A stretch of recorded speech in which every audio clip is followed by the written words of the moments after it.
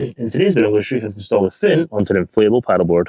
This is the Fun Water inflatable stand-up paddleboard. Other models might be a little bit different, but this does come with 3 fins that you need to install. I have seen some models come with 2 fins that are permanently installed. They're the smaller ones, and the larger ones needs to be installed only. And they all install in the same way, but you need to make sure that they face the correct direction. We've got the larger fin here, and the paddleboard is pointing in that direction that way.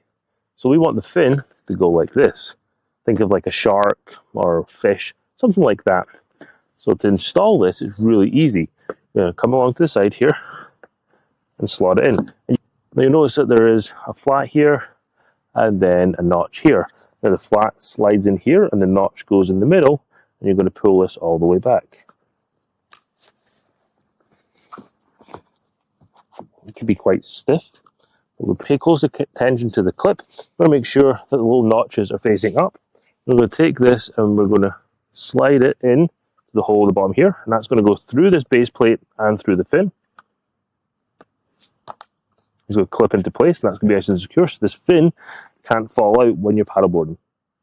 Repeat those steps for the other fins if you have them on your paddleboard, or if this is the only fin that you need to install, then you're good to go and you can start paddleboarding.